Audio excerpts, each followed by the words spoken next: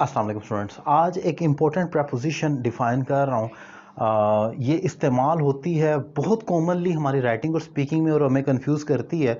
और अगर आप मेरे दीगर प्रपोजिशन से related topic in on at from by until unless वगैरह दीगर जो आप देखना चाहें तो मेरा YouTube channel Syed Ali Raza Kazmi link आपके सामने मौजूद है, उसको क्लिक करें और उसकी प्लेलिस्ट में जाएं और वहाँ प्रपोजिशन का एक पूरा फोल्डर है जिसमें तमाम टॉपिक सेपरेटली डिफाइन किए गए हैं, वो आप देख सकते हैं। और अगर आप मुझसे 1-to-1 online English language course करना चाहते हैं, नंबर आपकी स्क्रीन पर मौजूद है, एक रीज़नेबल फ़ी पे कर आप मुझे ज्वाइन कर सकते हैं और घर बैठे अपनी इंग्लिश में इंप्रूवमेंट ला सकते हैं। अब स्टार्ट करते हैं बियॉन्ड को कि ये कहाँ कहाँ पर वर्ड आपको कंट्राडिक्ट होता हुआ नजर आता है और आपको समझ नहीं आती कि ये वर्ड कहाँ से आ गया, इसका क्या मीनिंग है। सो आज डिफाइन करता हूँ। एक तो बियॉन्ड का जो फर्स्ट यूज है ये होता है आउट ऑफ लिमिट। कोई चीज़ जो हमारी अप्रोच से, लिमिट से, दस्तरस से बाहर हो जाए तो तब हम कहते हैं it is beyond my imagination, कि ये तो मेरी सोचों से भी मतलब बाहर है, मतलब मैं सोच भी नहीं सकता था। What you did it was beyond my imagination, ये तो मेरे ख्वाबों ख्याल से भी बाहर था। सो बियॉन्ड एक लिमिट को कहा जाता है जिससे बढ़कर कोई चीज़ हो जाती है। Beyond my expectation, he is so nice, even beyond my expectation, में इतनी तो मुझे तवक्को नहीं थी, मेरी तवक्कुआत से बाहर। तो वहाँ पर आप इस्तेमाल ऑन द फर्दर साइड, तो तब भी आप कहते हैं मतलब कोई चीज़ जो साथ साथ चलती है। For example the road continues beyond the village, कि ये जो रोड है ये बिल्कुल उस गांव के साथ साथ चलती है, तो उसकी जब आप पैरेलल कोई चीज़ चलती है तो तब भी बियॉन्ड का आप इस्तेमाल कर सकते हैं। Then later than a particular time, किसी खास वक्त तक जब आपने जिक्र करना हो कि भाई ये लिमिट है, इससे बाहर नहीं, ये तो बियॉन्ड बाहर हो गया, इससे बाहर नहीं मैं जा सकता।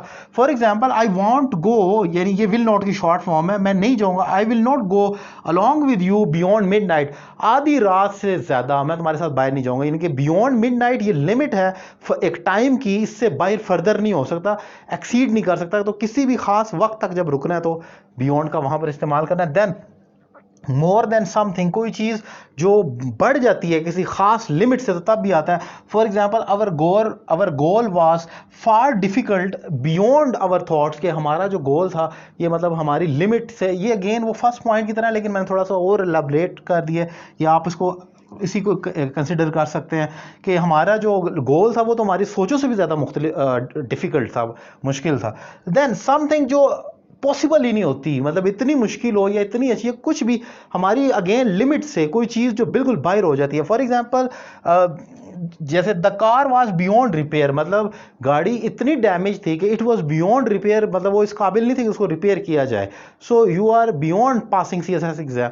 सो कोई चीज़ जो आपकी लिमिट से बाहर हो जाए तो तब भी, जो पॉसिबल ही नहीं होती, मतलब इतना हो जाए कि वो पॉसिबल ही नहीं रहा उसका, तो तब भी बियॉन्ड आता है। फिर एक हम इस्तेमाल करते हैं टू फार टू गेट, कोई चीज़ फार का मतलब दूर है, कोई चीज़ इतनी दूर हो जाए आपकी रीच से कि हासिल ही न की जा सके, अगेन इम्पॉसिबल वाली सिचुएशन है।